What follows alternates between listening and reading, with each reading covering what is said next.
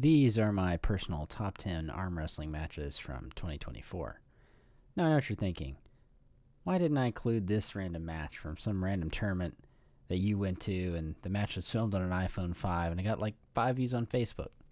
Well, those can be your favorite matches, but these are my favorite matches. So they're going to be ones that I liked, and yes, they are going to be a little heavily biased towards arm wrestlers that I'm big fans of. And, if you want to, hey, make your own list.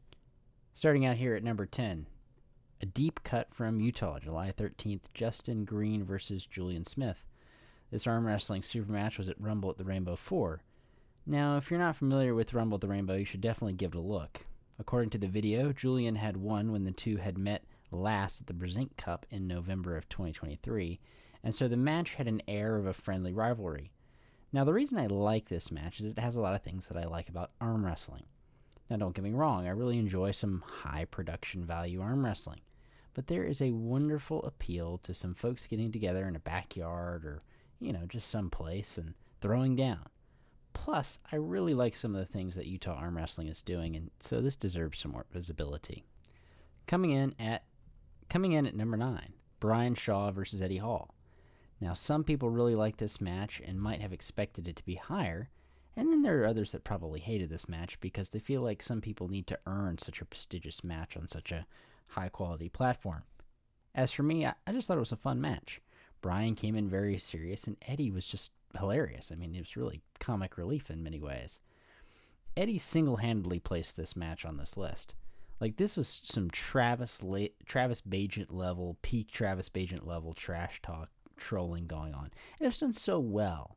A lot of arm wrestling trash talk sometimes come across as cringy, but Eddie really nailed it, and I think it was just because the two are such good friends that the trash talk came across so well.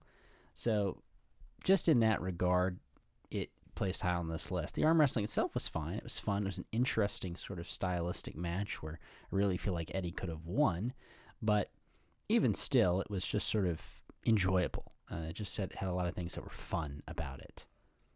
Number 8. We have Jerry Cataret versus Alex Krdecha. This match was really fun as a main event. It was really a tough time, though. It had a tough time in following some of the other matches that are actually on this list. However, it still managed to be really fun.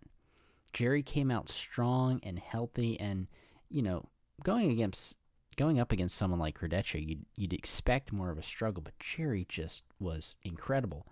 And the thing that I liked a lot about this match is it set up the match with Levon very well. It set up the title match very well because Krdecha was kind of expected to maybe be this other person in contention for that heavyweight title, but the way Jerry just kind of blew through him, you're thinking, man, Jerry really has a shot at this title match. So that was something that really I liked about this match, as well as just watching Jerry just be dominant is very fun, very entertaining. Now, number 7, I have Michael Todd versus Kamil Jablonski. This match I got to see live in Florida, as well as many of the other East versus West matches here at that particular Florida event.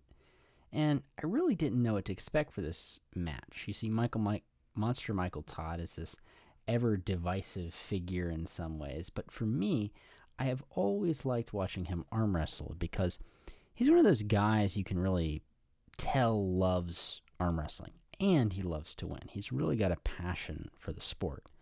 Now, Monster Michael Todd before this event seemed to be kind of lackluster. It seemed like he couldn't get a lot of wins. I mean, East versus West 2, he took a loss. East versus West 3 takes a loss.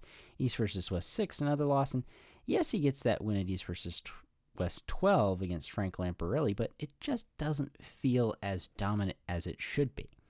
There's all this controversy about the King's move anyway, and you'd think if it was just that OP of a move, he wouldn't have any trouble losing, but he was losing seemingly quite a lot. Kamil, on the other hand, was just, looking incredible. The speed and size of this guy. I saw this guy before the event walking around the hotel, and just watching this guy get in the elevator. He is ginormous. And he had just been winning East versus West 10, East versus West 12, and he seems to have the momentum coming in. Now, granted, I'm a little biased towards the American arm wrestlers, of course, but in the seat I was sitting at, when I saw Monster Michael Todd walk by my seat, me and my friends kind of just looked at each other and we're like, good gracious. And even, he's bigger now. I mean, he was huge at this event. He just looked massive. And in fact, he's getting bigger for his upcoming matches, which I just think is incredible, how big he's gotten. And I just said to myself, that's not the same Michael Todd that we're used to seeing. And he really performed like it. He came in putting in the work, looking way bigger, way stronger. And what I loved about this match is when you saw him up there, it looked like he was enjoying arm wrestling again. With a lot of his losses, a lot of those kind of matches, it's just kind of sad to see. The guy takes losing very personally. He likes to win. And when he gets up there and he's winning, man, he just you can really tell he's enjoying it. He's reaping the rewards of his hard work. And to me, that's fun. I really enjoy seeing someone who worked hard and it pays off for him. So that's something I really liked about this match. Next up, we got Adam Warzinski versus Andrei Sharkovich. Now, this match might also be a sort of a deep cut for some of y'all. So let me explain why I really like this match. Simply put, I really am biased towards Adam Warzinski. I love watching anytime Adam pulls. Whether it's his freaky right hand or the way he can pull so deep in the hook. I mean, it's really a wonder watching this guy arm wrestling. And it's no small thanks to some of his teachers, and I'll get into that in a second. But I had the privilege of meeting and filming Adam when he pulled Paul Talbot at the PFA Finals in South Carolina, August 20th of 2022.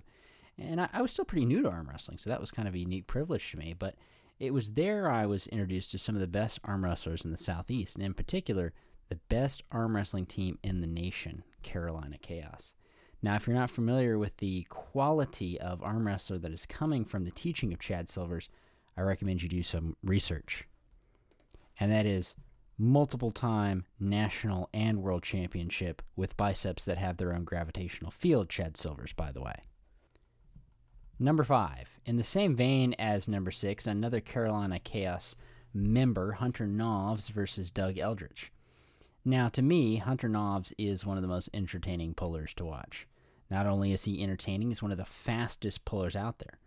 I was really bummed that he got hurt, and I hope he can make it back soon for that title shot. And I believe he's expected to have a match here soon at one of the East versus West events. I'm not sure if it's a 100% confirmed, but I believe it was announced somewhere.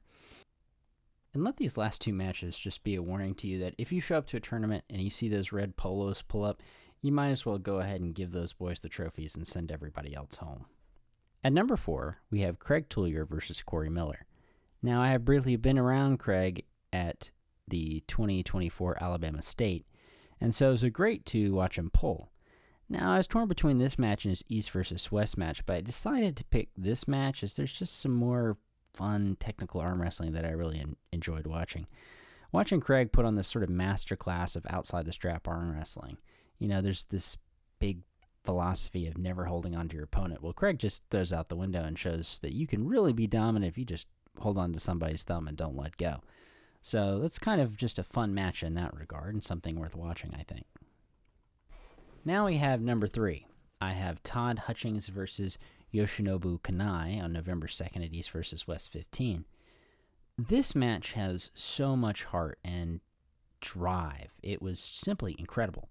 To have those rounds go as long as they did reminds me of many of my favorite arm wrestling matches of all time, where it's really a question of who wants it more. I mean, you got to think about the degree of Todd Hutchings, his pressure, the endurance he put on display, and Yoshinobu with this just really interesting lock. I was not super familiar with him before this, but he's just got this really odd sticking point, this very interesting position.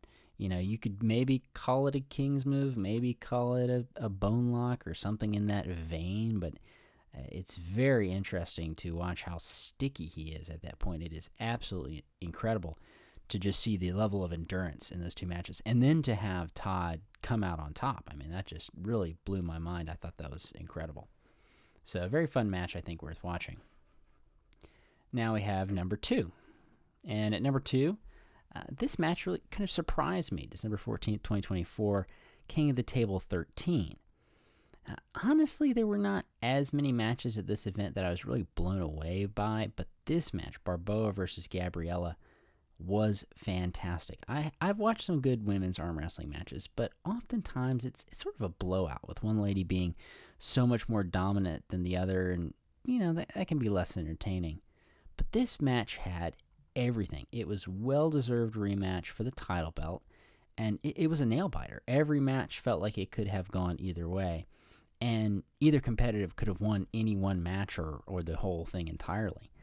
And honestly, it was so close, I feel like I could see there even being a third rematch in the future. Now, I don't know if they'll do that, but that's just sort of the level they are. I mean, these are the top two female arm wrestlers. If you're going to give somebody another shot at the title, it would be Gabriella. Now, will they do that? Maybe, maybe not. But, I mean, this match was just fantastic. Absolutely deserving of the number 2 spot.